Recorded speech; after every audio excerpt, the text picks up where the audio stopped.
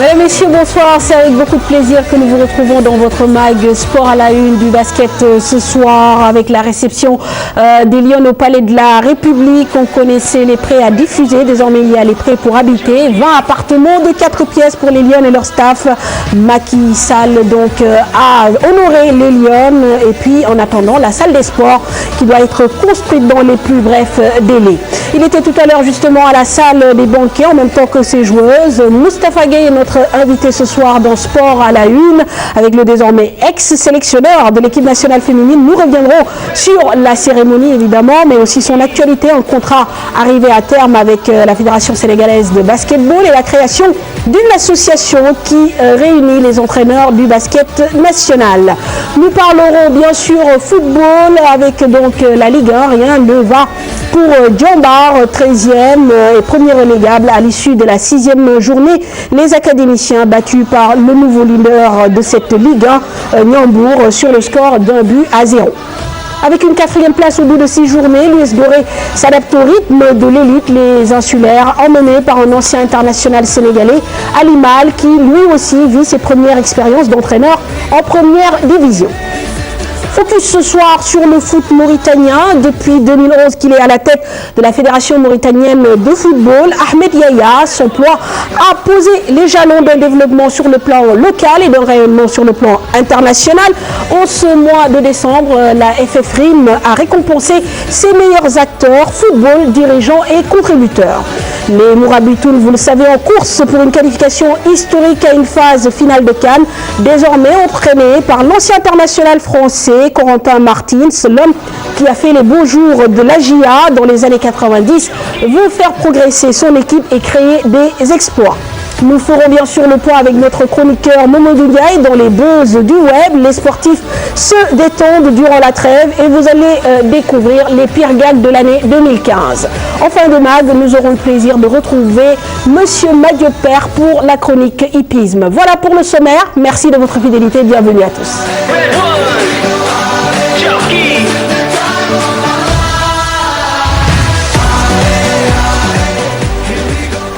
Joyeux Noël, cher Tigane. Joyeux Noël à toi aussi. Avec quelques jours de retard. L'essentiel, c'est de le faire. Et en perspective, bien sûr, les fêtes de fin d'année. Bonsoir, Moustapha. Bonsoir, Mapatou. Bonsoir, cher Tigane. Voilà, merci de nous avoir rejoints sur ce plateau. Vous vous en doutez, hein, l'actualité de cet après-midi, c'est bien sûr ces Lions, leur staff, le staff médical et l'ensemble des personnes qui ont contribué au titre donc glané au mois de septembre dernier, reçu par Macky Sall au Palais de la République, 3 mois donc après ce sacre dernier Afrobasket féminin organisé à Yaoundé, appartenant de 120 mètres carrés pour chaque lionne, 10 millions de francs CFA en liquide. Le président de la République a honoré ses championnes d'Afrique. Les temps forts de cette réception, des images de Thierno Laurent Mendy, des interviews de Pape Faraning. Vous avez honoré la nation. En retour, vous méritez que la nation vous honore. Pour que le souvenir de votre belle performance reste à jamais gravé dans notre mémoire collective. Vous êtes de braves lionnes. C'est pourquoi je vous ai décerné une distinction dans l'ordre national du Lion, qui est le premier ordre du Sénégal. Avec les autres membres de la délégation officielle. Mais ce n'est pas fini. En plus de vos primes entièrement versées, je l'espère, monsieur le ministre, et totalement. Alors, je mets à votre disposition 20 appartements de 4 pièces chacun, et chacun pour une valeur de 20 millions de francs.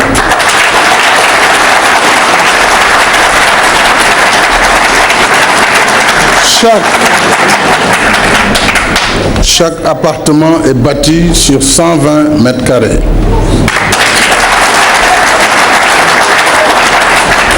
Et tous les frais y afférents sont déjà payés, frais de notaire, frais de tout ça. Vous venez, vous déposez vos bagages.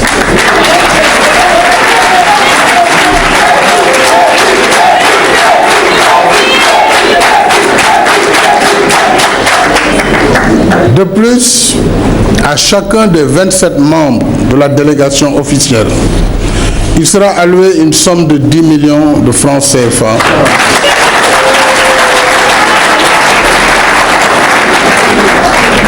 Le même montant, 10 millions, donc le même montant sera octroyé au 12e Gaïndé.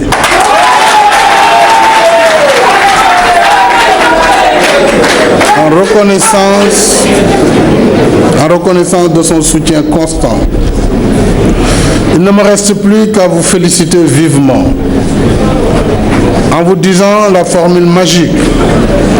Allez les Lions pour d'autres victoires. Allez les Lions pour d'autres gloires. Vous en avez le talent et mieux encore, vous avez le génie. Je vous remercie de votre aimable attention. Je suis encore plus contente parce qu'on n'a pas oublié les anciennes et je pense que si on en est là aujourd'hui, c'est grâce à elles parce qu'elles ont parcouru quand même, comme elle l'a dit, on a parcouru du chemin, mais elles ont parcouru du chemin. Je pense que c'est elles qui nous ont ouvert la voie.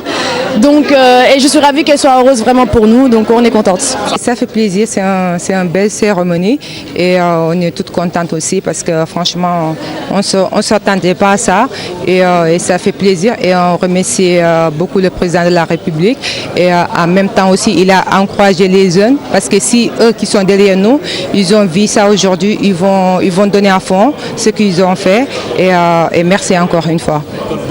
On est vraiment content d'avoir reçu ces généreux cadeaux du président de la République.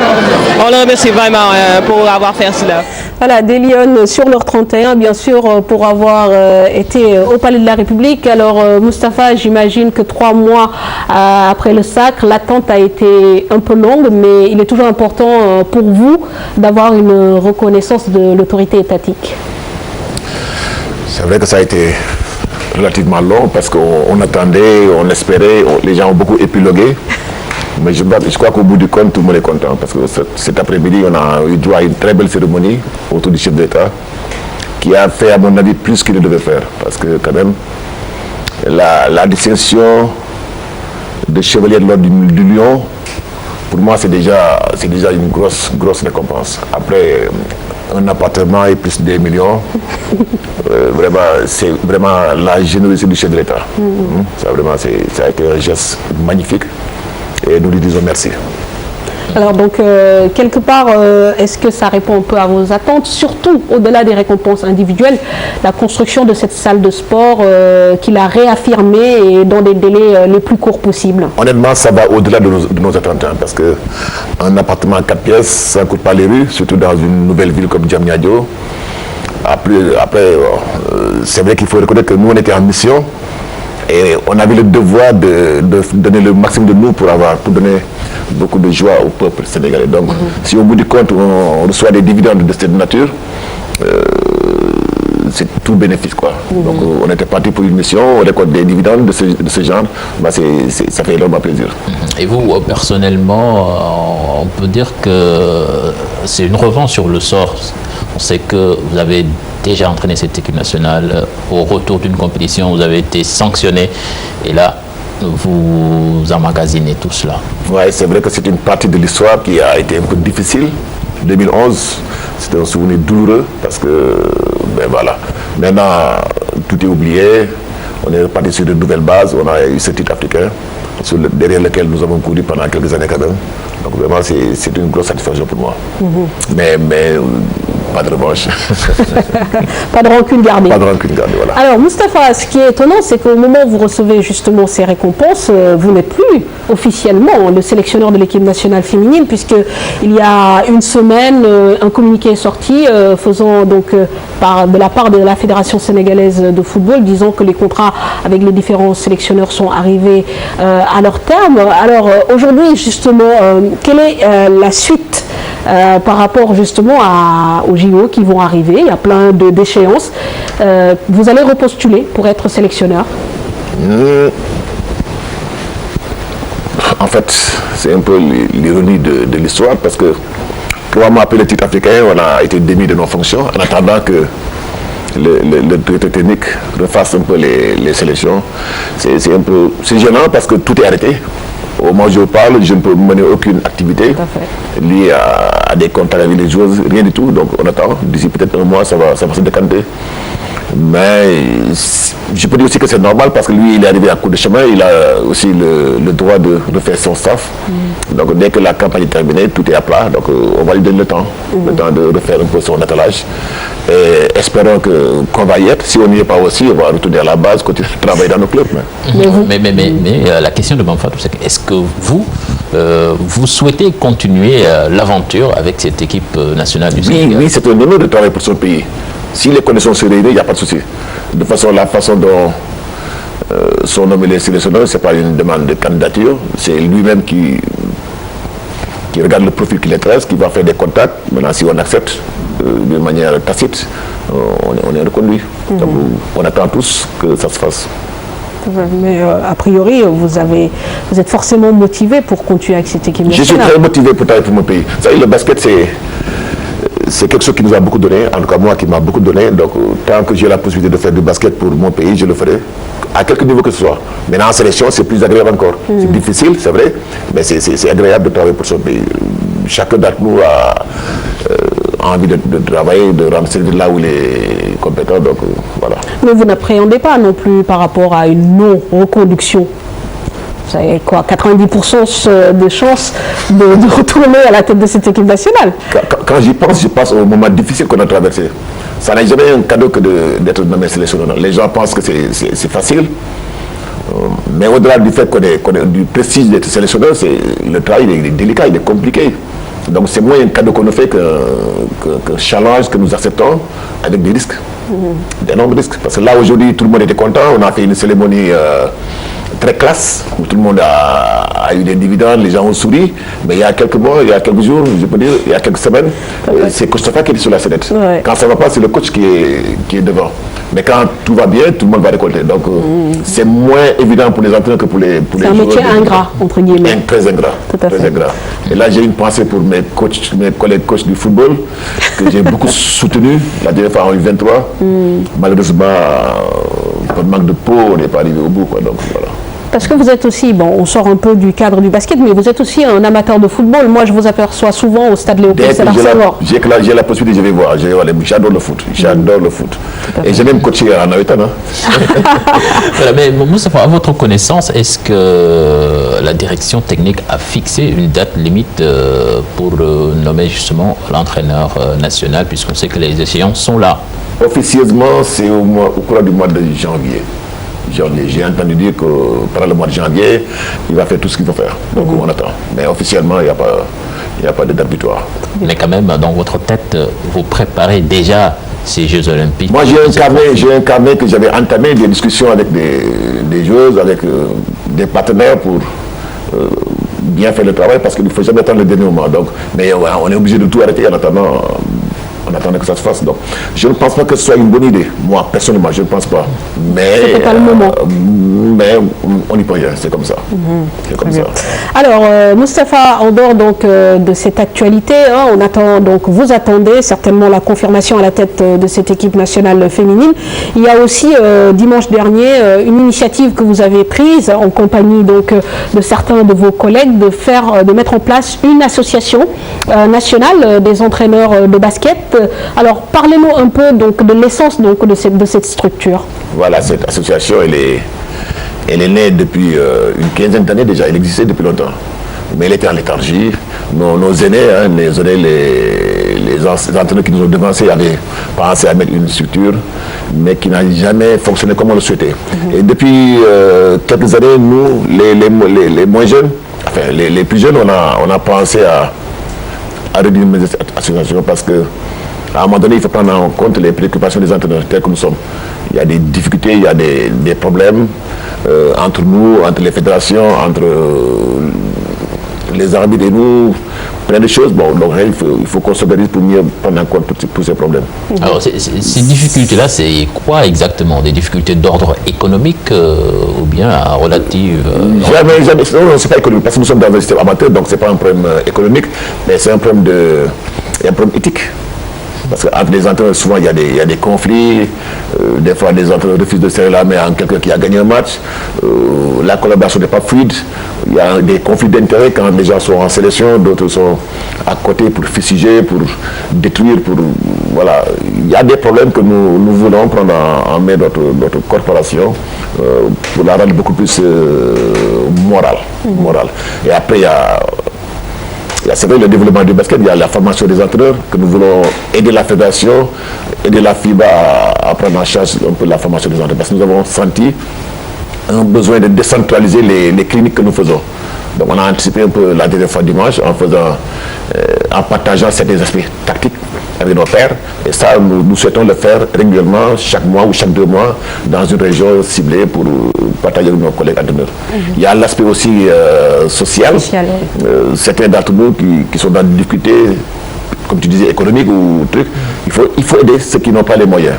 Et ça, il faut que les gens prennent conscience que nous devons nous organiser et à la limite aller vers une mutuelle pour mieux prendre en charge ceux qui ont des difficultés. Donc nous, que ce soit Chersar qui est le secrétaire général, Chersar de l'UGB, Parfait Adjivon, moi-même, Maguette Diop, Birahim Gaye, nous qui sommes dans le bureau, puis Chafal, nous nous sommes investis, nous avons pris en compte tous ces problèmes pour faire une feuille de route qui va nous amener dans 2 ans vers une nouvelle assemblée générale. Mais il faut que nos collègues entraîneurs comprennent que nous sommes allés devant pour eux, pour nous investir, pour donner l'exemple, pour aller au front, pour que d'ici quelques années, qu'on ait une association beaucoup plus fiable. Très bien. Donc à l'image des artistes et de beaucoup d'autres segments de la société, apparemment les entraîneurs de basket ou même le corps du basket connaît des difficultés sociales. Mais revenons quand même sur la formation. Il me semble qu'au mois d'octobre dernier, vous avez passé des examens pour devenir instructeur FIBA. Je ne sais pas si justement les examens ont été validés vous concernant et vous, Chersar, mais ça c'est vraiment un point important qui peut vous permettre de transmettre un peu votre savoir-faire et même dans la pédagogie les connaissances à vos collègues entraîneurs. Ça s'est très bien passé l'examen que nous sommes allés passer au Bénin. On a reçu un peu notre admission, que ce soit Chersar, Moussa Touré et moi-même, donc on a été admis au grade d'instructeur FIBA. Aujourd'hui, nous sommes habilités à diriger des sessions de formation en Afrique pour le compte de FIBA Monde. Tout à fait. Donc c'est une très bonne chose. La pédagogie étant l'art de transmettre, je pense que nous nous devons de beaucoup participer à ce site de formation. Au lieu d'attendre d'aller chercher un entraîneur en Europe ou bien aux États-Unis, je pense que nous avons une expertise en Afrique et au Sénégal particulièrement que nous devons mettre en valeur, faire participer faire bénéficier tous nos collègues entraîneurs de cette expertise-là. Je pense qu'il y a nos anciens, Ousseynou Ndiaga Diop, Maguette Diop, Adou Sano, Ousmane Pouifay, même Chersar, qui peuvent faire des cliniques, animer des sessions de formation. Justement, en toute honnêteté, comment jugez-vous l'expertise sénégalaise en matière de coaching? Très bonne, parce que pour moi, on a essayé plusieurs schémas dans les équipes nationales et souvent les meilleurs résultats sont les entraîneurs sénégalais qui l'ont donné. Donc moi je pense que nous avons une bonne expertise. Nous, quand on va en Afrique, on est respecté. Il y a Moussa Touré qui fait un bon travail en Tunisie. Mais qui est revenu cette année, qui va diriger l'Académie CID à Thiès, qui est le directeur technique, à qui je dis bonsoir déjà Moussa. Moussa Touré au Sénégal, tous les gens sont là. Je pense que ce que Chersar a fait aussi chez les garçons, c'est excellent. Aller en Coupe du Monde, aller en 8e de finale, c'est jamais donné. Donc il faut qu'on soit, à mon avis, moins complexé, qu'on fasse plus confiance à l'esprit local et surtout leur donner les moyens de travailler, moyens financiers et moyens dans la durée. On ne peut rien faire dans l'immédiat, il faut faire confiance aux entraîneurs et puis leur donner le temps de le faire. Mais il faut que nous comprenions aussi, au Sénégal, en France, partout, le métier d'entraîneur est complexe. On ne peut pas diriger une équipe nationale dans 10 ans. C'est des résultats. Il faut se donner les moyens de gagner en Afrique pour durer dans la profession. Et c'est ça qui est compliqué. Mais je pense que nous avons de très bons entraîneurs. Très bien. Alors, vous parliez justement des difficultés économiques que connaissent certains de vos collègues, mais quand on fait le parallèle aussi avec les joueurs ou joueuses, on se rend compte par exemple que les filles récemment, comme Aya Traoré ou encore Maimouna Diarra, sont allées donc monnayer leur talent donc, dans des clubs africains. Aujourd'hui, le Sénégal est incapable de retenir ne serait-ce qu'un joueur pour le faire vivre. Est-ce que c'est pas réellement, enfin, la réponse est presque dans la question, c'est un problème de moyens, aussi bien au niveau de la formation, au niveau des clubs, au niveau donc de la structure qui dirige même le basket sénégalais? Vous n'avez parfaitement raison, mais à part que c'est le problème économique, c'est pas le problème des entraîneurs, c'est le problème des clubs qui n'arrivent pas à payer leur entraîneur, par exemple. Qui n'arrivent pas, qui font des promesses, certains qui n'y arrivent pas, mais il y a des clubs qui respectent les engagements. Je pense qu'il y a des clubs phares, que je peux vous citer, la Douane, GB, Duc, la Civi Dakar, le Diaraf. Il y a plein de clubs qui peuvent faire de bonnes choses. Moi, je pense qu'il faut qu'on tende vers le professionnalisme dans les années à venir. Ce serait une bonne idée parce qu'on a un noyau de clubs qui peuvent tenir la route et après faire des étages. Donc il faut qu'on soit plus ambitieux. Mais la préoccupation des entraîneurs, c'est de prendre en charge leur destin. Donc participer à la formation des cadres, aider les clubs dans la hiérarchisation, s'entraider, surtout développer le volet social. Voilà. Et vous, qui va vous aider pour faire tout ça? Mais c'est une structure privée, on va essayer de nous donner les moyens, comme on a fait la dernière fois pour organiser notre dimanche de lancement de nos activités. On a pu récolter un peu d'argent en contactant des partenaires qui nous ont aidés. Donc voilà, nous avons l'ambition de faire quelque chose de bien pour qu'à l'avenir, les plus jeunes qui vont arriver derrière nous puissent avoir un socle sur lequel se baser pour continuer le travail. Est-ce qu'un entraîneur au Sénégal, il vit de son sport? Non, malheureusement, tout ce que nous sommes, nous avons un métier et nous faisons le basketball parce que nous l'aimons. Mais moi, je suis professeur au lycée, Cheikh, il est à l'université Gaston Berger, parfait, il est enseignant. Tous, nous avons des métiers, après on fait le basket à côté. Mais le basket ne nous nourrit pas seulement au Sénégal. Très bien. Merci Moustapha Gueye de nous avoir accompagnés dans cette première partie de Sport à la Une. Encore une fois, félicitations pour le sacre en attendant justement des lendemains meilleurs. Inch'Allah, c'est moi qui vous remercie. Voilà, pour vous raccompagner, on va justement vous proposer l'actualité du basket en NBA. Ouais, avec les Golden State Warriors qui ont dominé les Cavs pour leur premier duel. C'était lors de la fête de Noël, justement, vendredi dernier, une semaine en NBA, marquée aussi par les prouesses de deux anciens, Nowitzki et Kobe Bryant. Nous faisons le point avec Chersad Boudiara et Iboukan.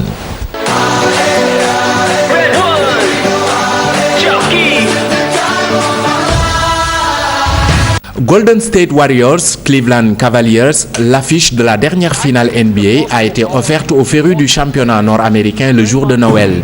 Si la rencontre n'a pas tenu ses promesses offensivement, elle fut intense et indécise jusqu'à la dernière minute.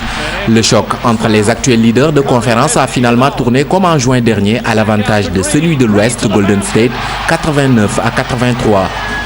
La superstar de chaque équipe a joué sa partition, 19 points, 7 passes pour Steph Curry, 25 points, 9 rebonds pour LeBron James. Cependant, c'est Draymond Green des Warriors, auteur d'un double-double, 22 points, 19 rebonds qui fait la différence. Le match retour est prévu le 8 janvier prochain. Les Minnesota Timberwolves de Gorgui Sy-Dieng continuent eux d'enchaîner les défaites. L'accalmie de 2 victoires de la semaine dernière a laissé place à une série de 3 revers. Le pivot international sénégalais est à l'image de son équipe. Gorgui Sy-Dieng a signé 2 double-doubles lors des victoires, dont 1 à 20 points 10 rebonds, son meilleur match de la saison avant de retomber à des stats de 7 points 7 rebonds face aux Pacers. L'Allemand Dirk Nowitzki, 37 ans, est lui devenu cette semaine le 7e meilleur marqueur de l'histoire de la NBA. Joueur d'une seule équipe dans cette ligue, les Dallas Mavericks, l'ailier fort, est pour l'instant à 28 625 points en 16 saisons NBA, série en cours. Venu de la D2 allemande, Nowitzki, qui tourne encore à 17 points 7 rebonds de moyenne cette saison, peut se targuer d'être l'un des meilleurs joueurs étrangers de la NBA s'il n'est pas le meilleur. Suffira-t-il à le faire participer au prochain All-Star Game? Rien n'est sûr. Les premiers résultats du vote public donnent Kobe Bryant, Steph Curry et LeBron James pour le trio de tête. Kobe Bryant, qui arrête sa carrière en fin de saison, crée ainsi la surprise pour ce qui pourrait être sa 17e sélection All-Star. Et enfin, pour terminer, savourons ces actions de la NBA.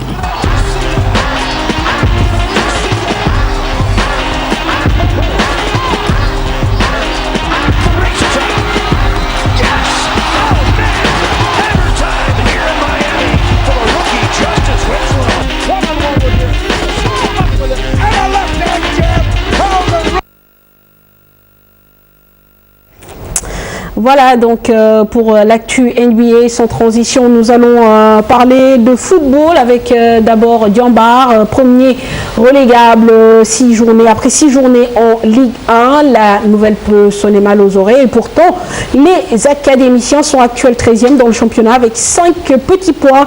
Diambar qui a subi une deuxième défaite consécutive, pliant cette fois-ci devant le Niambour de Louga 1-0. Les Lougatois qui réalisent la bonne opération de cette 6e journée reprennent du coup la tête du classement qu'ils avaient perdu la semaine dernière au profit du Stade de Bourg. Le Stade de Bourg qui a raté l'occasion de prendre seul la tête du championnat. Les stadistes tenus en échec par l'US Ouakam à domicile. Les deux équipes ont obtenu des occasions d'ouvrir le score, mais les Bourrois ont certainement joué avec la pression du résultat et aussi en effectif remanié. Le Stade de Bourg comptant 7 blessés dans son effectif du côté de l'US Ouakam. C'est un point précieux glané quand on sait que les Bourrois sont intraitables à domicile.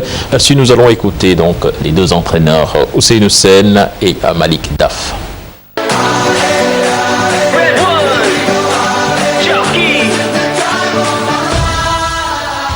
On a eu des occasions pour marquer, malheureusement on n'a pas marqué. Il y a un moment, on peut dire qu'on était un peu pressé pour confirmer, parce qu'on savait les résultats des autres équipes. On s'est dit que si on gagne, on pouvait être premier. Bon, malheureusement, ça nous a un peu désorganisé. On a joué précipité, mais bon, le contenu est satisfaisant. On est une équipe professionnelle, donc il y a des titulaires et des remplaçants. Les remplaçants ont bien tenu leur place aujourd'hui. On a eu des blessés, on a 7 blessés. C'est pourquoi on a amené des joueurs qui se sont très bien comportés. Et c'est la satisfaction que l'équipe, le staff technique travaille bien. Donc il faut continuer comme ça, que tout le monde soit prêt pour jouer à chaque fois qu'on lui donne la chance. On savait qu'en venant ici, et tous les déplacements à Mour sont toujours difficiles. Surtout que le Stade de Mour fait toujours le plein à domicile. Donc on s'attendait à jouer un match difficile, ce qu'on a eu, mais on était costaud derrière. On a été très bon dans l'organisation, on ne les a pas donné beaucoup d'espace, on les a pressés haut, on les a empêchés de jouer. Peut-être en première période, ils ont eu une bonne conservation, mais surtout dans leur propre zone, ils n'étaient pas dangereux. Bon, ce qu'on venait chercher, de relaisser le jeu dans leur propre but, ce qu'ils ont fait, ils n'ont jamais tiré au but, mais en deuxième période, malgré des changements qui étaient opérés, peut-être à un certain moment donné, on a été un peu bousculé par les remplaçants, mais on a tenu bon, quoi. On a tenu bon, c'est qu'on était venu. Voilà, un match qui s'est joué dimanche et puis samedi, les filets n'ont pas non plus tremblé au stade Demba Diop. Les Blues et les Galactiques tardent à trouver leur rythme de croisière dans ce championnat inconstant et incapables de transformer leurs occasions lors de cette rencontre. Et puis l'AS Douane et Niaritali se sont quittés donc sur un score nul et vierge. Même score qui a sanctionné la rencontre entre Gorée et Mour Petite Côte. Le compte rendu des deux rencontres avec Aïssatou Peifa.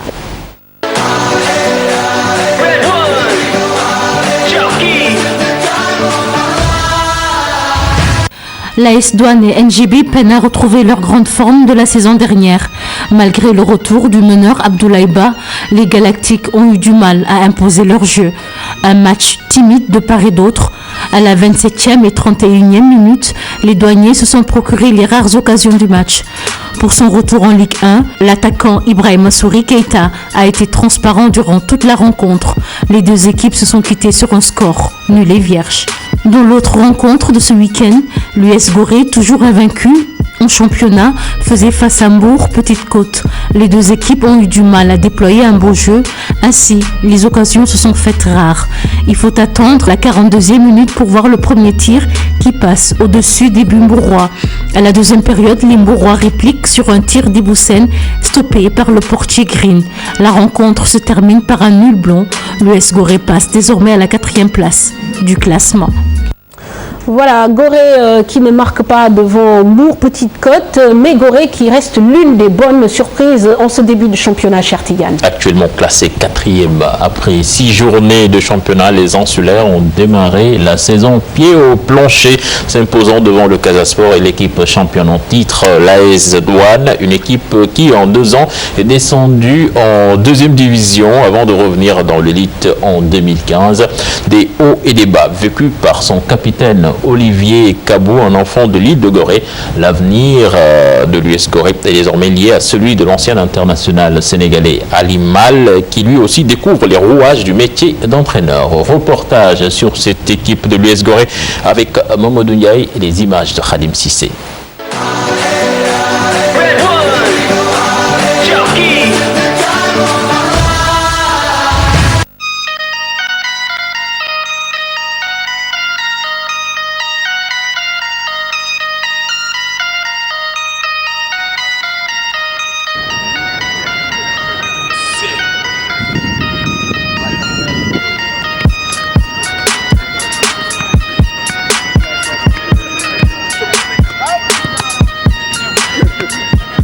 En ce matin d'entraînement, l'ambiance est bon enfant. C'est ici, sur ce terrain sablonneux, que les Insulaires s'entraînent. Contrôle. La concentration et la détermination se lisent sur le visage des joueurs. Sous les yeux de quelques dirigeants, opposition, tirs devant le but sont au menu du jour. Bien joué, comme elle vient. C'est pas grave, bien joué quand même. Après avoir secondé Badara Sarr et Lamine Dieng à l'AS Douane, Ali Mal a franchi un autre palier en prenant la tête de cette équipe coréenne.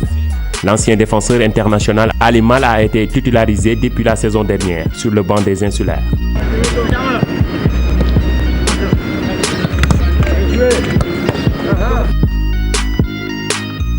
Malgré l'état du terrain peu praticable, les Goréens arrivent à surprendre les grosses pointures en ce début du championnat. Victoire lors de la première journée devant le Casa Sport. Ils ont fait parler d'eux en battant le champion en titre 3-2 lors de la deuxième journée. Le travail et la rigueur sont à l'origine de ces résultats. Tous les jours, je dis aux jours de travailler parce que c'est seul le travail qui paye. Donc il y a une concurrence saine et je pense qu'aussi, à chaque fois que je le dis que chacun peut remplacer l'autre. Donc les postes sont doublés, je pense qu'aussi. Donc il y a d'autres jours qui n'ont pas encore joué et je le dis tout le temps, il faut être prêt. On est peut-être dans le tempo, mais je pense qu'il reste du chemin à faire et du travail aussi à faire.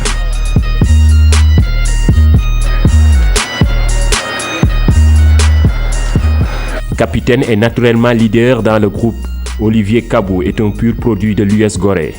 D'ailleurs, il est le seul joueur résident dans l'île. Il fait quotidiennement le trajet Dakar-Gorée pour s'entraîner. Après un passage à Sunéor, Olivier Kabou a retrouvé l'US Gorée et y évolue depuis 8 ans. Son principal atout, sa polyvalence. Je suis un joueur d'expérience, donc les autres postes, ça me fatigue pas. J'ai joué pas mal de postes ici à l'US Gorée. Ouais, et quand le coach a besoin que je lui dépanne sur quoi que ce soit, si je peux le faire, je suis prêt à le faire. C'est quelque chose de grand. Ouais, c'est des responsabilités que j'assume, que je gère et que j'aime. Ça me motive parce que je suis devant, les joueurs sont avec moi. C'est un homme expérimenté, donc je loue ses services. À chaque fois aussi, je lui dis qu'Olivier, tu dois gérer le groupe. À chaque fois aussi, lui, il le fait. Aussi, des fois, je le fais même jouer latéral gauche. Contre Guédiawaye, il a joué latéral gauche et il a été en même temps aussi l'homme du match. Donc vraiment, il a sa dévotion. Comme tous les joueurs de sa génération, le natif de Ziguinchor envisage de faire une bonne saison avec l'US Gorée et essaie de décrocher un contrat professionnel. L'objectif de tout joueur qui joue ici au Sénégal, ses ambitions, c'est de finir à l'extérieur.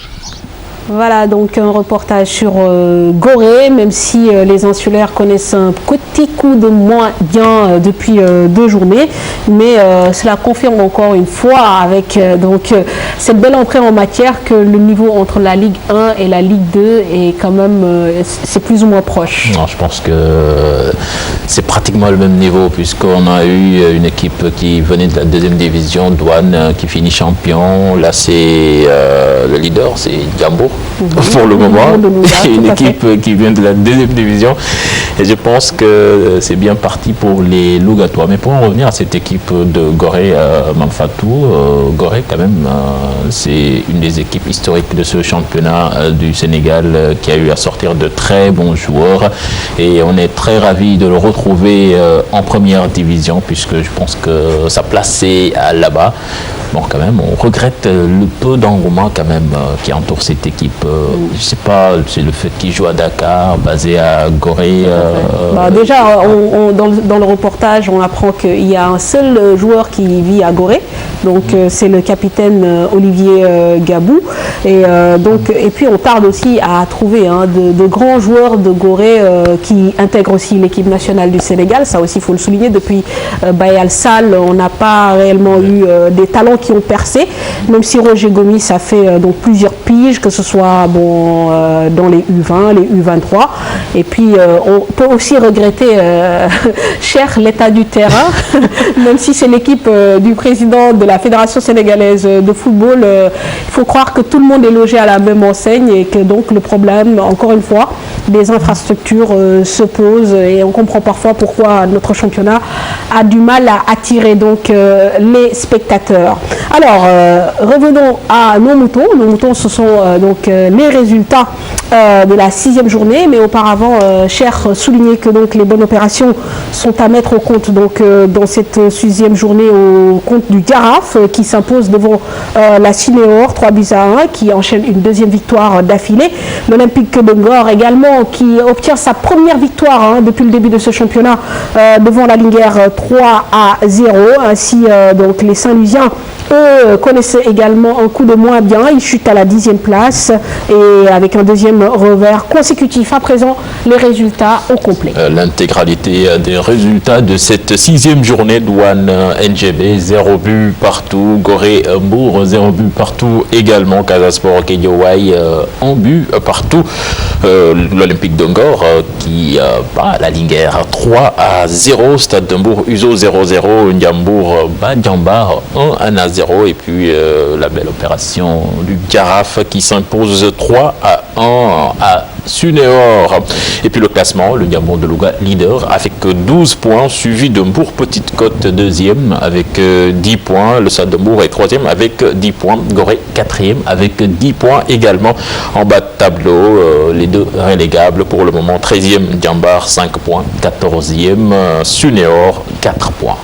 Voilà, joyeux Noël à Pierre Da Silva qui veut nous remettre les images des résultats de la 6e journée.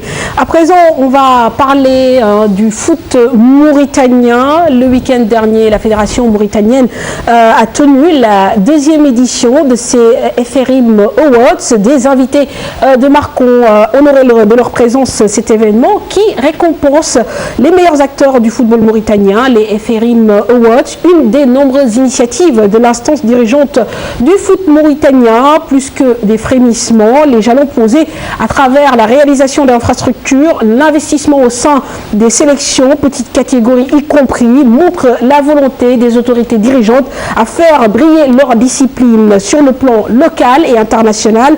Un programme mis en place et déroulé par une équipe nourrie avec des ambitions. Suivons ce reportage sur ces FRIM Awards, mais surtout sur les jalons posés pour le développement du football mauritanien.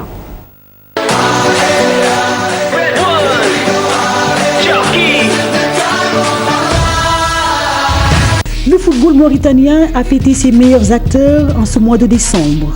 S'inspirant du modèle sénégalais avec le Sargal Football, la FFRIM organise depuis 12 ans ses awards afin d'encourager ses meilleurs footballeurs, dirigeants et contributeurs.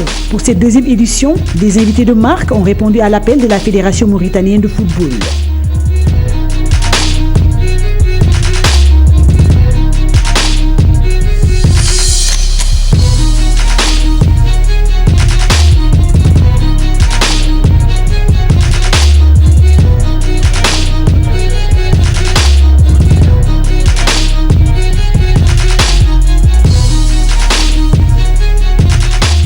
En 2013, la Mauritanie éliminait le Sénégal du Chan, un résultat surprenant du côté des supporters sénégalais, mais pas si surprenant du côté des Mourabitoun.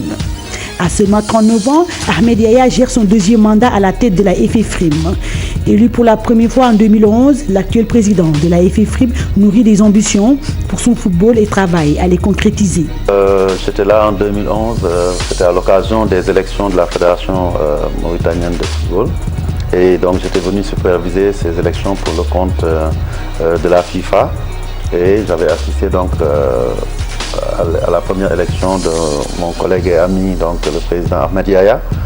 Et j'avais également vu son programme. Et 4 ans après, je peux dire que beaucoup d'avancées ont été faites.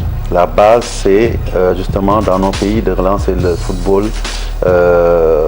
dans ses fondamentaux, c'est-à-dire les compétitions de jeunes, les championnats locaux, d'élite ou quand même de base. Nos compétitions locales sont assez régulières au niveau de toutes les catégories. On a maintenant des championnats des I-17, on a des plus petites catégories avec des tournois régionaux et on a le championnat national de la deuxième division, de la première division qui sont assez réguliers. Le football mauritanien plus ou moins se porte bien, mais il est sur la bonne voie surtout. On doit redoubler d'efforts pour pouvoir s'approcher surtout de nos voisins. En Mauritanie, grâce à la volonté politique de l'État, des stades sont en cours de construction, dont 2 sont déjà fonctionnels. Des stades qui comptent entre 2 et 5 000 places en fonction de la densité des régions. Les infrastructures, un outil indispensable au développement du foot, que ce soit en Mauritanie ou ailleurs. Oui, on a mis du temps dans nos différents pays à comprendre que justement régler la question des infrastructures, régler la problématique de l'organisation interne de notre football était la voie incontournable pour développer notre football et surtout rendre performants nos différentes sélections. Il y a cette notion de grands ensembles qui peut nous faire avancer aujourd'hui, on s'en est rendu compte. Pour certains éliminatoires, nous avons joué beaucoup de matchs avec l'équipe de Mauritanie qui est venue à Dakar. Nous-mêmes, nous sommes venus ici avec l'équipe locale. Et je pense que c'est comme cela que nous pouvons développer sur un plateau plus large qui est le niveau zonal, notre football. On a une académie qu'on a construite récemment avec 2 pelouses et nous avons 2 autres pelouses. C'est toujours sur les programmes de développement de la FIFA. Nous essayons de concentrer nos infrastructures au départ, malgré que nous avons fait profiter à des régions de l'intérieur aussi des pelouses de la FIFA, mais pour le moment on essaye de les concentrer dans notre centre de la fédération pour permettre à notre académie, à notre formation d'avoir les conditions adéquates pour un cursus d'un footballeur professionnel. La FFRIM peut se targuer d'une première dans la sous-région, disposer de son propre matériel audiovisuel, de sa propre régie pour filmer les rencontres du championnat de Ligue 1 et celle de l'équipe nationale mauritanienne. Une innovation qui inspire Maître Augustin Senghor. Dans ce domaine précis de la communication, il faut reconnaître qu'ils ont abattu un excellent travail et je pense qu'aujourd'hui c'est l'une des rares fédérations en Afrique qui peut se targuer d'avoir sa propre chaîne de télé, de pouvoir s'autoproduire. Et moi, je les envie pour ça parce que j'ai toujours des problèmes de production, de contrôle de mes droits télé. Et je pense que je vais m'inspirer d'eux pour voir comment mettre en place cette expérience qui est extraordinaire. Nous-mêmes, on a pu très souvent, lors des matchs Mauritanie-Sénégal qui se jouaient ici, suivre les matchs-là à partir des images qui sont produites par la télévision de la Fédération mauritanienne. Considéré il y a encore peu comme le dernier de la classe, le foot mauritanien fait des pas de géant depuis l'arrivée de sa nouvelle équipe fédérale. Pour Ahmed Yahya et son staff, la meilleure récompense serait une première participation à une phase finale de Coupe d'Afrique des Nations. Voilà, de quoi nous inspirer ici au Sénégal, bien sûr. On s'étonne parfois d'entendre certaines équipes briller sur le plan continental, mais quand on va sur place, on se rend compte de la manière de travailler et on comprend pourquoi ça marche. Ouais, c'est ça le problème. Il fut un temps où, quand le Sénégal rencontrait la Mauritanie, on s'attendait à un 6-1, 6-0. Et du jour au lendemain, ils vont rencontrer la Mauritanie. Ils nous éliminent dans une compétition. Certainement, ce n'est pas tombé du ciel. C'est que là-bas sur place, il y a des gens qui travaillent. Et quand on voit le reportage là, on sait que vraiment, ils savent ce qu'ils font et ils savent où ils veulent aller. Et les résultats de cette équipe mauritanienne lors de ces présentes éliminatoires de la Coupe d'Afrique des Nations le montrent. Très bien. En tout cas, on les encourage à aller de l'avant et à faire encore mieux et mieux, notamment sur les petites catégories et donc dans la prolifération des infrastructures. Alors, nous restons avec justement toujours ce foot mauritanien. Elle a qualifié au dernier CHAN 2014 avec Patrice Neveu. La Mauritanie a depuis lors confié les clés de sa sélection à un certain Corentin Martins, ancien international français qui a fait les beaux jours de l'AJ Auxerre dans les années 90. Il veut se servir donc de son expérience de joueur pour faire progresser sa sélection. La Mauritanie est en course pour une qualification à la prochaine CAN 2017. Les Mourabitoun, auteurs donc retentissant au mois de septembre dernier après leur belle victoire devant l'Afrique du Sud. Travailler bien, jouer et créer des exploits, tels sont les objectifs du sélectionneur des Mourabitoun.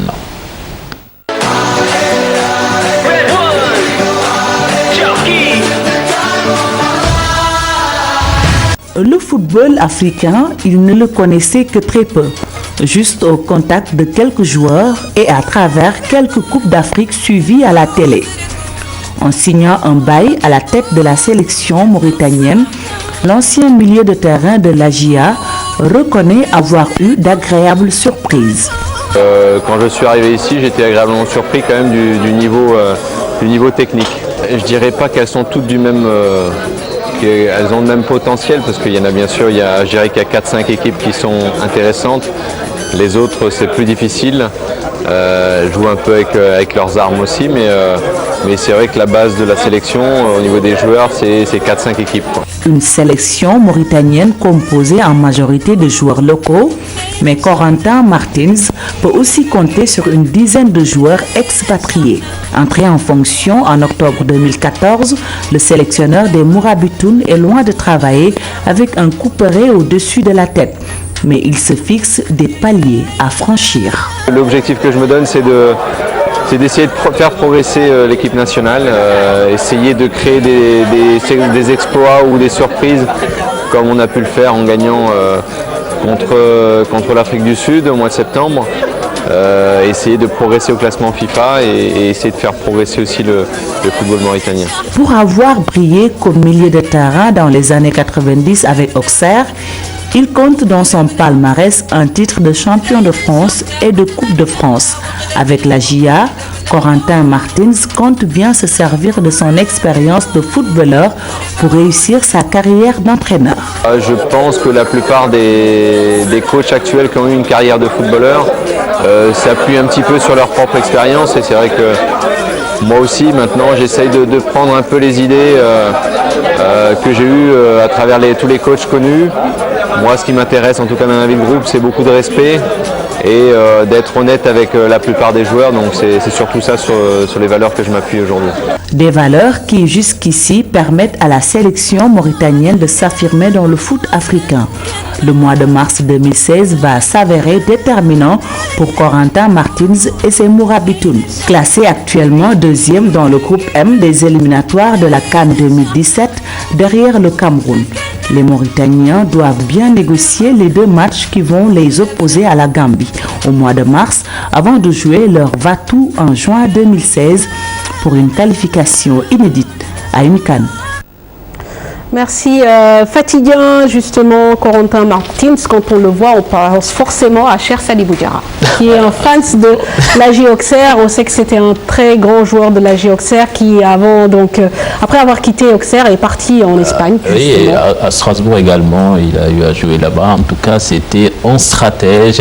Et franchement, si l'équipe mauritanienne parvient à jouer comme son entraîneur, ça va faire un football extrêmement léché. Très bien. Alors, rendez-vous est pris donc pour les Mourabitoun, comme on le disait, au mois de mars pour une double confrontation contre la Gambie. La Mauritanie actuelle deuxième du groupe M en attendant. Et puis, il faudra jouer la qualif au mois de juin contre le Cameroun. Ce sera donc à Nouakchott et donc certainement les Mourabitoun auront leur mot à dire dans cette qualif. Je pense que c'est ce qu'ils attendent, c'est de pouvoir participer à une phase finale de Coupe d'Afrique des Nations. En tout cas, qui bat l'Afrique du Sud, quand même, l'Afrique du Sud, c'est une grande nation de football en Afrique qui parvient à battre cette équipe, battre n'importe quelle équipe sur le continent. Même si on s'appelle le Cameroun, si vous rencontrez cette équipe mauritanienne en les prenant de haut, vous risquez d'avoir quand même de belles surprises. Tout à fait. Merci, Cheikh. Alors, on va passer donc au football international à présent. Dans quelques instants, nous recevrons bien sûr sur ce plateau Mamadou Ndiaye pour les Buzz du Web. Mais en attendant, on va s'intéresser à ce qui se fait donc sur le plan européen. On sait qu'il y a 48 heures de cela, il y avait le Boxing Day. On va y revenir. Mais aujourd'hui également, des matchs de Première Ligue se sont joués à l'occasion de la 19e journée. Deux équipes grandes par leur nom et leur palmarès, mais clairement en convalescence ces derniers temps, s'affrontaient tout à l'heure à Old Trafford. Il s'agit donc de Manchester United et de Chelsea. Et du coup, les deux équipes n'ont pas voulu perdre. Ils se sont partagés les points 0-0. C'est toujours mieux d'avoir un match nul qu'une défaite, surtout quand on est dans la situation de Van Gaal et de nouveau Gus Hiddink. C'était deux grands malades qui s'affrontaient et personne n'a voulu mourir. Et là, chacun poursuit avec sa maladie. Très bien. Alors, on va donc découvrir les résultats de cette 19e journée. Watford, donc, qui s'est incliné devant Tottenham 2-1. West Brom qui s'est imposé devant Newcastle 1-0. Norwich a battu Aston Villa 2-0. Crystal Palace et Swansea ont fait match nul 0-0. Everton s'est incliné à domicile devant Stoke City 3-4. Un match donc prolifique en but. Arsenal a battu Bournemouth 2-0. Et West Ham s'est imposé devant Southampton. C'était une opposition entre Sadio Mané et Cheikhou Kouyaté. West Ham a gagné sur le score de 2-1. À présent, retour sur le Boxing Day. Voilà, joué samedi dernier, Leicester et Arsenal ont perdu tous les deux respectivement contre Liverpool et Southampton. Même sanction pour Manchester United qui a concédé une 4e défaite consécutive, toute compétition confondue. Manchester City donc a renoué avec la victoire et réalisé la bonne opération de cette 18e journée. Les temps forts du Boxing Day avec Cher Sadibou Diarra.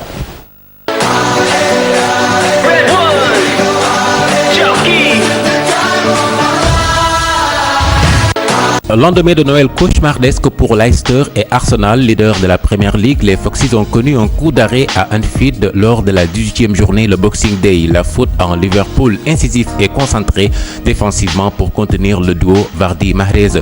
Déterminés et dominateurs, les Reds ont fini par remporter le match 1-0. Une réalisation signée Christian Benteke. C'est seulement la deuxième défaite en championnat de Leicester, une aubaine que n'a pas pu saisir son dauphin Arsenal pour le dépasser au classement.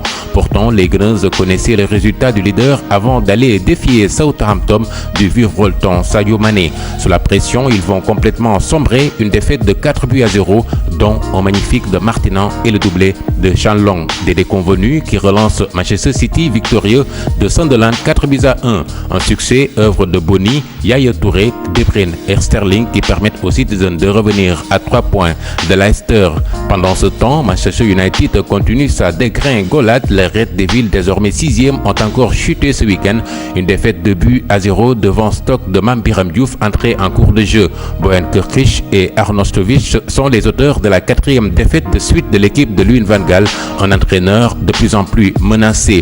Chelsea 15e n'avance pas non plus. L'électrochoc provoqué par le limogeage de Mourinho n'a fonctionné que le temps d'un match la semaine dernière. Pour la première de leur nouvel entraîneur, Gus Hiddink, les Blues se sont contentés d'un nul, 2 buts partout face au surprenant promis Watford, un match où les Londoniens sont passés par tous les états.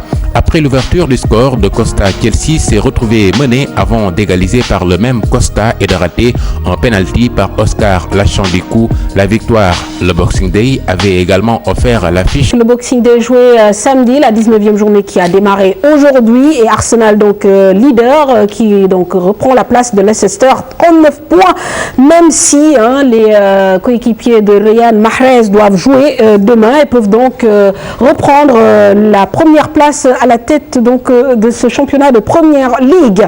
Nous recevons tout de suite nos amis donc Mamadou Ndiaye et Madio Père. Messieurs, bonsoir. Bonsoir Mamfatou, bonsoir Chatilian Diaw. Bonjour Mamfatou, bonjour Chatilian Diaw. Ah, nanga def? maa ngi fi. Gën nañ la gis. namu naa leen namu plateau bi. Voilà, très bien. Ñu nuyu baax téléspectateurs yi seetaan Mamfatou. On va parler de hippisme tout à l'heure, Madiop, mais tout de suite, c'est les buzz du web avec Mamadou Ndiaye.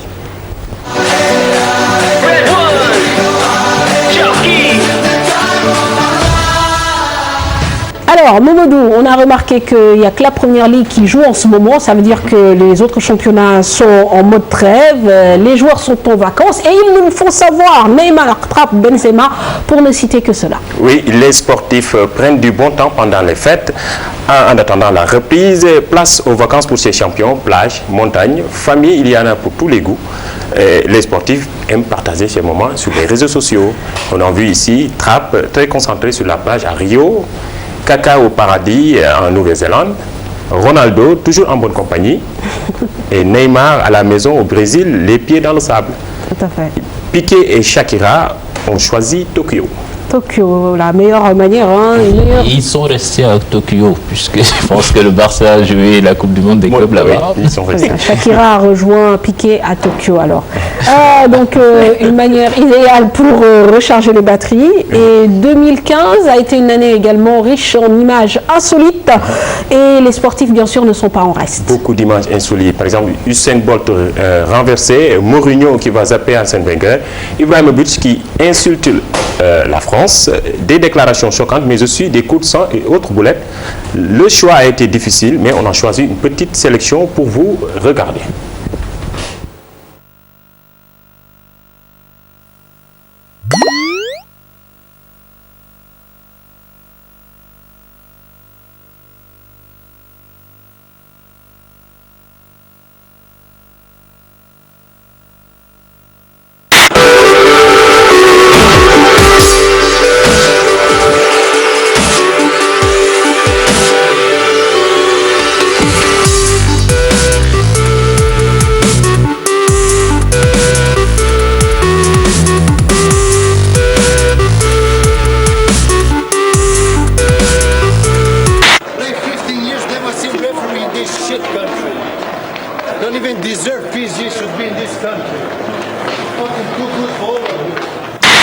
Je viens de démissionner de mon poste d'entraîneur de l'Olympique de Marseille. Bielsa, je t'ai adoré, je t'ai idolâtré. Mais là, tu m'as trahi. Et comme me disent pas, c'est la faute de la blonde, de la brune, de ci, de là, je m'en bats les couilles.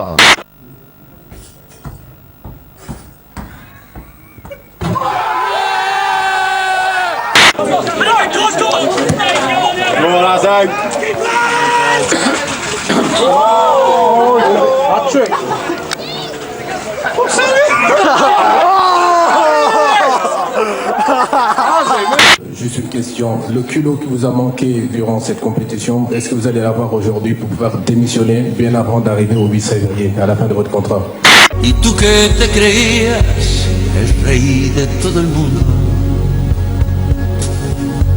y tú que nunca fuiste capaz. Voilà, donc de belles images insolites pour vous arracher un sourire. 2015, c'est aussi une année de Cannes. C'était en Guinée équatoriale, la Côte d'Ivoire sacrée, 23 ans après son dernier titre. Oui, on a choisi les top 5 des meilleurs buts de la Cannes 2015. C'était en Guinée équatoriale. C'était au mois de janvier dernier. On peut regarder les buts lors de la dernière Cannes.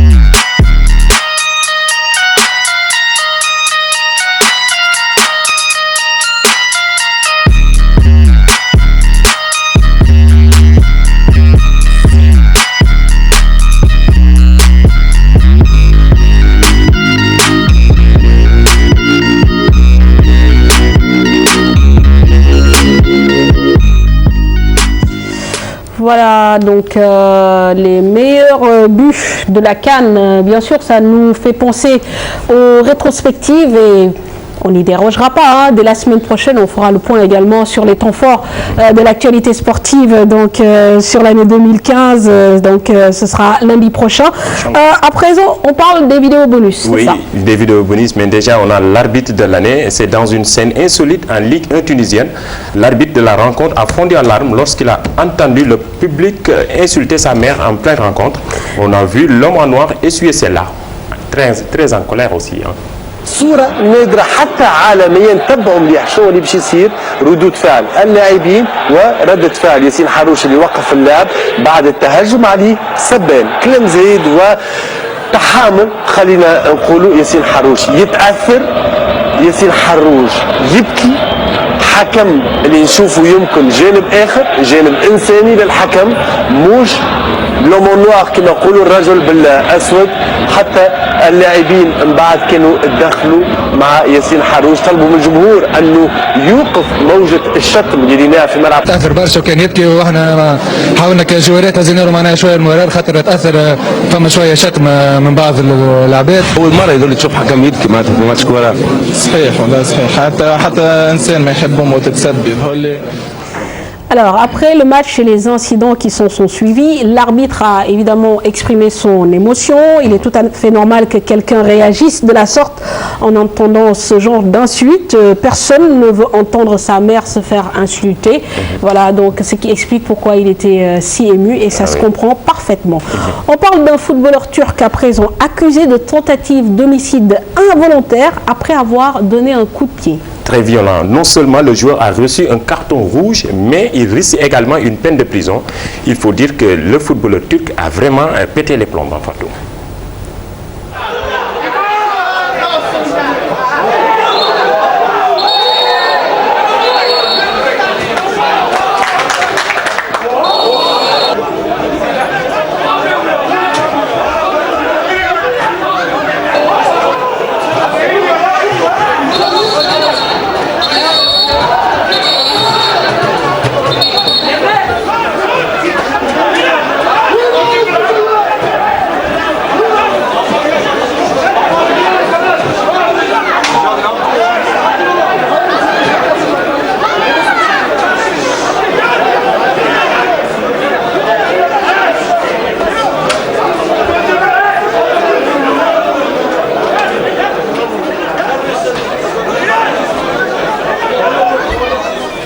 Je suis vraiment d'accord avec ceux qui veulent lui donner une peine de prison parce que ce monsieur, il est violent.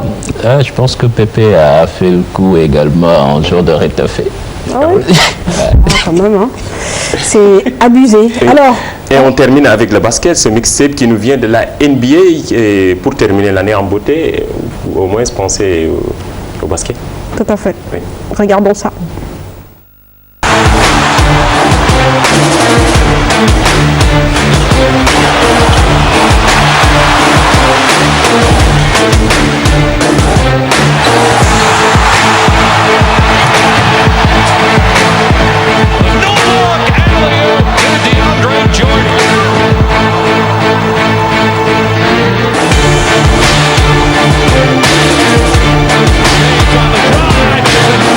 Et à présent, pour terminer, Mamadou Ndiaye, un joueur recalé à cause de ses tweets, c'est en Espagne que ça se passe. Oui, l'information vient de tomber. Le joueur se nomme Sergi Guardiola, il a 24 ans, il vient tout juste de signer un contrat professionnel avec la réserve du FC Barcelone.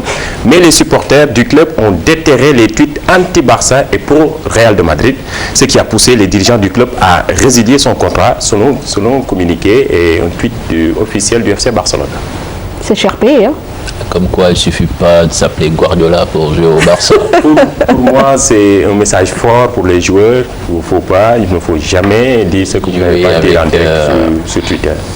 Ah, en tout cas, il aura perdu, en attendant, il aura perdu un contrat au FC Barcelone. Et puis un joueur de 23 ans, 24 ans qui joue à Alcorcon, 3e division espagnole, qui avait l'occasion de quitter Alcorcon pour Barcelone. Un tweet, son tweet et tout est... Mais bon, les supporters catalans sont rancuniers aussi. Hein. Oui, mais en tout cas, et le tweet, il y a un tweet, j'ai lu l'histoire, il y a un tweet qui dit qui parle de Messi. Après un match Real-Barça, il dit Messi, je ne le prends pas dans mon équipe parce qu'il détruit le jeu. Imagine quand même si tu tiens ces propos et que tu es censé partager le vestiaire avec Messi, puisque les joueurs de la réserve des fois intègrent l'équipe A. Des fois ça pose problème. Bon, ça lui apprendra. Alors, on reçoit Madiop déjà sur le plateau, on fait le petit jingle et on revient sur le plateau.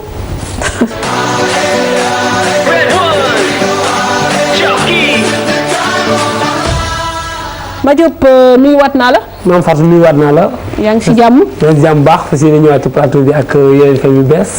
ñu ko doon xaar ci 2016 bii ñu dugg si. incha allah alors Sangalkam nga ñu demaloon. bii pa Maam Fatou Sangalkam laa demoon Sangalkam nag boo fa demee dafa am benn année bu jot bu dee dugg si bu saison bi dee tijji si moom yi nga xamante ni ñoo am ñaari at dañ leen jël natt leen natt bi maanaam dañ leen identification. dafa am ay pièces yoo xam si dañ ko jël def ko seeni loos pièce boobu ci lañ xam ne pièce boobu dafay am numéro ba am benn machine boo xam si bu ñu ko tegee si loos fas bi dina xam fas bi ban numéro mu nekk si moom pour kenn du ko mën a sàcc et puis tamit dina permettre que ki nga xamante ni moo ñëw docteur vétérinaire bi nga xamante ni moo ñëw di ko def identification bu fas bi juddoo dañuy wax dañuy bind ci kayiti fas bi ni mu mel su ñëwee day xool fas boobu su fekkee noonu la mel mu dafa ko identification bi ba pare yóbbu si bind ni lu ñu defoon noonu la fas bi mel su fekkee tamit fas bi dafa changé ci diggante bi comme ça lu waxoon dem ba ñun parce que fas yenn saa yi day changé am na fas yoo xam dañuy changé mu daf koy daal di defaat dañ koy daal di bindaat indi ko ni ko fas bi dafa changé bu ko defee moom bu ñëwee bu ko xoolee dina xam li ñu bindoon ci bi fas bi juddoo ak lu nekk fas ba léegi mu dem yóbbu ko ci fi nga xamante ni moom la ministre de l'élevage mu identification yi nag moom lañ def ba ki dem ma demoon fa reportage xam naa damay bàyyi élément bi ñu seetaan ko dañ ko gën a leeral ci reportage bi ma fàttu ñu seetaan ko te ñëw ci plateau bi. puce électronique yi nga xam ne moom la ñuy defal fas yi muy loo xam ne sa fas bu réeree buñ ko vérifier mu am puce électronique dañuy neex a identifier ndax càccum fas gi dañoo bëgg ministère de l'élevage madame Aminata Mbengue Ndiaye dafa bëgg càccum fas jeex fii ci Sénégal mu nekk loo xam ne aussi lu am solo la docteur Deka Faye ànd ak Touré ak madame Sarr ñuy def li nga xam ne mooy jëm ci wàllu vérification signalement yi xam fas yi seen robb maanaam ndax xëcc lañu wala ngélému lañu wala jàkkeer lañu loolu nekk na loo xam ne lu am solo la. am na fas yoo xam ne juddu nañu daaw néew doole seeni boroom amuñu yaakaar ci ñoom ñu bàyyi leen ba ñu am doole am ñetti at ñu doog leen xool defal leen vérification xool maanaam ñoom robb bi ñu am xool tamit ndax pucé nañ leen bu ñu leen pucé wul ñu def ci ñoom puce loolu moo waral ñooñu ñu am retard ndax xam nga mool yi am na ci yoo xam ne matal nañ au mois de janvier waaye dañoo néew doole seeni boroom am yërmande ci ñoom ne nañ leen bàyyi ba ñu am ñetti at ñu doog leen a xool def vérification bi bu ñu amulee puce ñu def ci ñoom puce pour ñu mën a daw année 2016 ci ñetti at. bureau bi installé nañu ko démb ki nga xam ne mooy directeur des activités physiques et sportives muy Léopold Germain Senghor moo remplacé ki nga xam ne moo fa nekkoon di koo xam ne liggéey bu am solo la def ci li nga xam ne mooy li nga xam ne moo jëm ci wàllu sport fii ci Sénégal Léopold démb installé li nga xam ne moom mooy bureau bi nag bureau consensuel la ndax booy xool bureau bi am na ay jeunes yoo xam ne bokkuñu ci woon mu nekk loo xam ne lu am solo la ndax ëllëg mag ñi dañuy bàyyi kon ndaw yi il faut ñu intégrer leen ñu bokk ci li nga xam ne mooy course Sénégal pour bés bu fi mag yi jógee am loo xam ne mag ñi jàngal nañ ko gone yi mu nekk bénéfice ci ñoom. wàllu waxtu mu nekk bénéfice ci ñoom mu nekk kàddu yoo xam si ne ci Diallo lañ ko taataane nekk ci course hippique nekk foofu di communication mais man fàttu que li tax ma posé ko question ci kii bi bureau bi ñu taxawal. que amateur yëpp dañuy taxaw duñu laaj bureau bi kañ la taxaw ak ñan leen samp te keroog bi ñu taxawal bureau bi président CNG xëy na daf ci juum parce que dafa informé wul journaliste yi wala kon bu informé am na journaliste yu mu informé am na ñu mu informé wul ba tax na amateur yu bari ñu ngi toog di laaj naan ndax bureau bi ñan leen samp ñu bari xamuñu ci dara. kon loolu ñàkk communication moo tax que ñuy lancé appel di wax président CNG pour expliquer yu mel noonu bu ko dee taxawati mu woo média bépp ñu ñëw fekke ko parce que dafa nekk loo xam si fu mbooloo la te ñu bari dañ ciy taxaw di laaj te média bi dong moo mën a àggale foofu moo am mën a àggale ñi nga xamante ni mënuñu ñëw ñu xam ni kat ñii ak ñi leen fal parce que fal dafa nekk loo xam si ne mbooloo mooy fal que kon buñ la falee ngay ñëw di fala installé sa bureau ñëpp war nañ xam ni nga installé ba xam ñooñu ñu set loxo la wala ñu setul loxo moo tax que ñuy lancé appel que bu ëllëgee suñu def yu mel ni ñu woo média bépp ñu ñëw taxaw ko ñu bañ di farlate di woo ñi bañ ñi loolu lañ ci doon dolli ma Fatou ma Fatou. Ok, merci Madiop pour la mise au point. Alors justement, on va juste faire un petit point. Vous savez que par rapport aux récompenses attribuées tout à l'heure, le président a donné donc 10 millions de francs CFA également au 12e Gaïndé, 6e Gaïndé. Non, pas hier. Mais par contre waa Cameroun ñoom yónnee nañu message ñu ngi laajte nee nañ waa 12e Gaïndé Cameroun nag xëy na dañuy ñaan laaj seen wàll donc on fait passer le message. C'est vrai que ils se sont mobilisés quand même lors de cette compétition, on y a assisté donc on sait comment ça s'est passé. En tout cas il se signale déjà donc xam naa Issa Laye et ses amis, n'oubliez pas quand même vos compères donc du Cameroun, c'est important. Voilà, c'était le message à faire passer. Sinon, oui, pour Auxerre, donc voilà, Corentin Martins a été ancien international français, milieu de l'AJ Auxerre. Cher, bonne année. Bonne année. On va anticiper. Bonne année, Madiop. Bonne année, bonne année. Voilà. Voilà, on va remercier toutes les équipes techniques qui nous ont permis bien sûr de tenir cette émission. Ça commence par les monteurs, les caméramans, preneurs de son, le réalisateur Pierre Da Silva évidemment. On se donne rendez-vous Inch'Allah la semaine prochaine, Inch'Allah, pour donc les rétros 2015 et aborder l'année 2016 en pleine forme. Ndiaye, bonne année. Bonne année à vous. Bonne année, cher. Allez. Voilà. Au revoir. Au revoir.